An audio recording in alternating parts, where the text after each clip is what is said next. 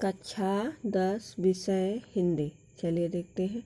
निर्भय स्वागत करो मृत्यु का, मृत्यु एक विश्राम स्थल, जीव जहाँ से फिर चलता है धारण कर नवजीवन संबल। मृत्यु एक सरिता है जिसमें श्रम से कतार, जीव नहा कर फिर नूतन धारण करता है काया रूपी वस्त्र बहाकर।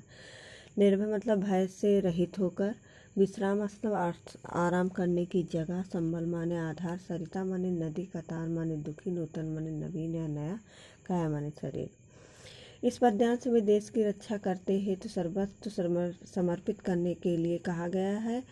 देश की रक्षा करते हुए यदि मृत्यु का वर्ण करना पड़े तो बहुत ही श्रेयस्कर होगा। कब कहता है कि हे देशवासियों, निर्भय स्वागत करो मृत्यु का। मृत्यु एक विश्राम स्थल है। मृत्यु का वर्ण सहस करो, मृत्यु का स्वागत करो, क्योंकि मृत्यु एक विश्राम स्थल है। मृत्यु के बाद जीव जहाँ से फिर चलता है धारण कर नवजीवन संबल। मृत्यु के बाद जीव पुनः एक नए शरीर को धारण करके फिर से अपनी जीवन यात्रा को शुरू करता है। मृत्यु एक सरिता है जिसमें श्रम से कतार, जीव नहाकर। मृत्यु एक नदी के समान है जिसमें नहाकर श्रम से कतार प्राणी पुराने शरीर रूपी वस्त्र का त्याग करके नए शरीर रूपी वस्त्र को धारण करता है। नई नूतन धारण करता काया रूपी वस्त्र बहाकर। मतलब कहते हैं ये पुराने शरीर को छोड़कर नए शरीर को धारण कर लेता है। जिस प्रकार से पुराने कपड़े को त्याग करके नए कपड़े को धारण कर लिया जाता है। कब के कहने का तात्पर्य है कि कर्म करने के लिए जीव शरीर धारण करता है और संसार में जब वह थक जाता है तो मृत्यु के बाद नए शरीर को नई शक्ति के साथ धारण करके पुनः अपनी जीवन यात्रा को प्रारंभ करता है। मृत्यु का वर्ण करके वह अपने पुराने काया रूपी वस्त्र को छोड़कर नए शरीर रूपी वस्त्र को धारण करता है। अतः मृत्यु का स्वागत उल्लास और उत्साह से करना चाहिए। भाषा खड़ी बोली है, शैली उद्बोधन है, गुण प्रसाद है, रसवीर है, छंद मात्रिक है, शब्द शक्ति व्यंजना है, अलंकार अनुप्रास अलंकार, जीव जहाँ धारण कर और नवजीवन में है, रूपक अलंकार है, मृत्यु एक सरिता है। अगला देखिए, सच्चा प्रेम वही है जिसकी तृप्त आत्म बल पर हो निर्भर। त्याग बिना निष्प्राण प्रेम है, करो प्रेम पर प्राण निछावर। देश प्रेम वह पूर्ण क्षेत्र है, अमल असीम त्याग से विकसित। आत्मा के विकास से जिसमें मनुष्यता होती है विकसित।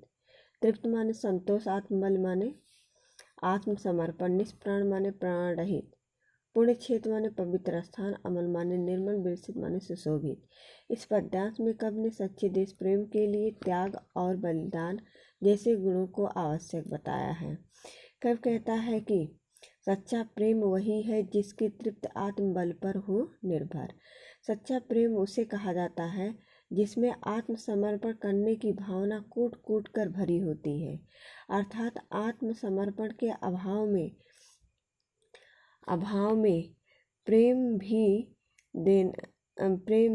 प्रेम को सच्चा नहीं कहा जा सकता है।